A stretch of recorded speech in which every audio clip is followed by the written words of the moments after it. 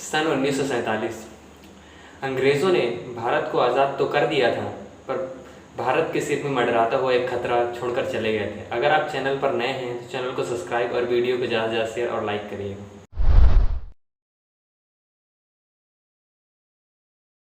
भारत की आज़ादी के लिए ज़्यादा श्रेय महात्मा गांधी और जवाहरलाल नेहरू को दिया जाता है। भारत की आज़ादी के लिए सुभाष चंद्र बोस और एडोल्फ हिटलर को भी जिम्मेदार माना जाता है। ऐसा कहा जाता है कि द्वितीय विश्व युद्ध की शुरुआत एडोल्फ हिटलर के द्वारा ही हुई थी।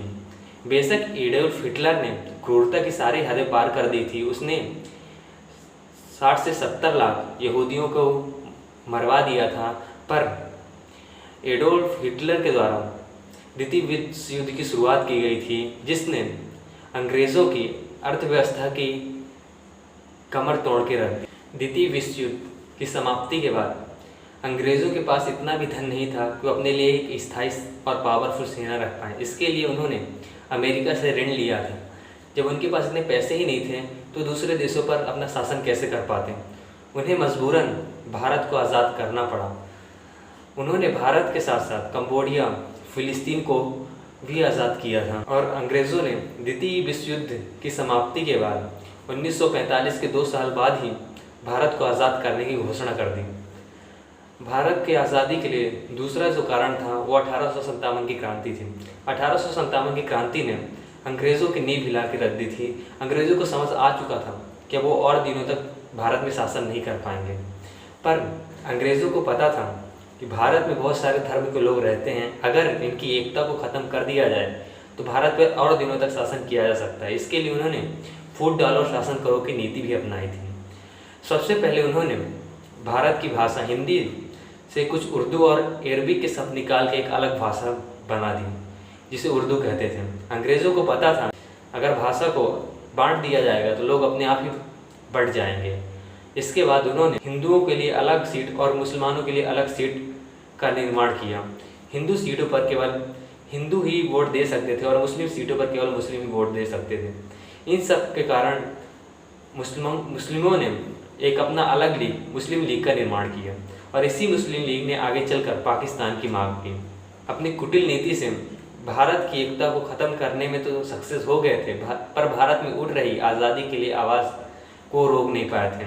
उन्हें समझ आ चुका था कि अब भारत में और दिनों तक शासन नहीं कर सकते और द्वितीय विश्व युद्ध के बाद ब्रिटेन के पास धन की कमी आ गई। तब उन्हें भारत को आज़ाद करना पड़ा, पर उनके सामने एक समस्या थी, भारत का विभाजन।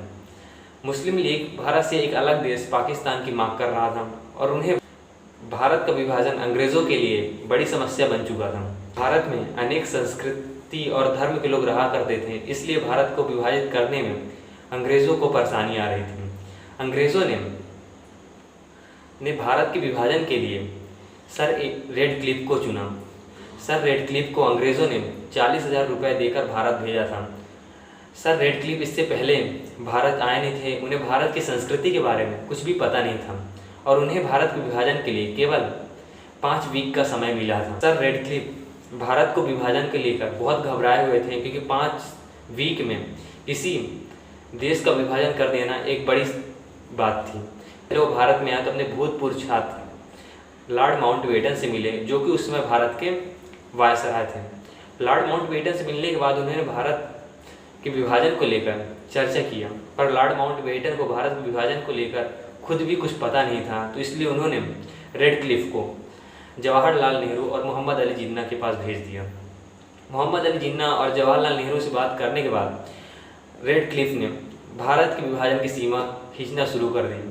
जो भी कठिन निर्णय थे वो सारे निर्णय रेडक्लिफ ने स्वयं लिए थे। भारत के विभाजन करते समय रेडक्लिफ इतना डरा हुआ था कि उसने 14 अगस्त की रात को ही भारत के विभाजन के सारे दस्तावेज को जला दिए थे और उसे भारत के विभाजन के लिए मिलने वाली राशि 40,000 रुपये राशि को वो भारत में ही छोड़कर भाग गया था। 17 अगस्त को भारत और पाकिस्तान के बीच सीमा का निर्धारण कर दिया गया। भारत को एक धर्मनिरपेक्ष देश के रूप में और पाकिस्तान को एक इस्लामिक देश के रूप में विभाजित किया गया था। भारत में कई धर्म के लोग रह सकते, पर पाकिस्तान में ज़्यादातर संख्या मुस्लिमों की थी, तो जो पाकिस्तान में हिंदू और बौद्ध धर्म के लोग थे वो पाकिस्तान से भागकर भारत में आने लगे, और जो भारत से मुस्लिम लोग थे वो भारत से भाग के पाकिस्तान में जाने लग गए। कुछ लोग तो वाहन से गए और कुछ लोग पैदल ही निकल पड़े। इसमें कई विरोधी दलों ने इन शरणार्थियों को हत्या कर दी, और कई लोग पैदल चलकर और भूखे व कई बीमारियों से पीड़ित होकर मर गए। अंग्रेजी डेटा के अनुसार इसमें 2 लाख लोगों की मृत्यु हुई थी, जबकि अंग्रेजी व हिंदी डेटा के अनुसार इसमें 2 लाख से 2 करोड़ लोगों की मृत्यु हुई थी। भारत को विभाजित करने के पीछे अंग्रेज़ों की एक बहुत बड़ी साजिश थी। अंग्रेज़ भारत से अब भी लाभ कमाना चाहते थे। आपने एक कहावत सुनी होगी कि अगर कोई आपको अंधकार से डरा रहा है तो हो सकता है वो अपनी टार्च बेचना चाहता है। अंग्रेज़ भारत का विभाजन एक ऐसी व्यक्ति को भारत का विभाजन करने के लिए भेजा था जिसे भारत की संस्कृति के बारे में कुछ भी पता नहीं था। अंग्रेज़ों को पता था कि अगर भारत का विभाजन इस तरह किया जाएगा तो भारत और पाकिस्तान के बीच युद्ध जैसी स्थिति बनी रहेगी और ब्रिटेन जैसे देशों का हथियारों का व्यापार चलता रहेगा।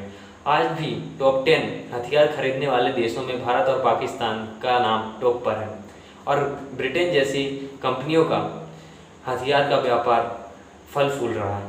तो आपको यह वीडियो कैसी लगी? अगर अच्छी लगी हो तो चैनल को सब्सक्राइब करना मत भूलिएगा। वीडियो ज़्यादा शेयर और लाइक करिएगा। Thank you guys.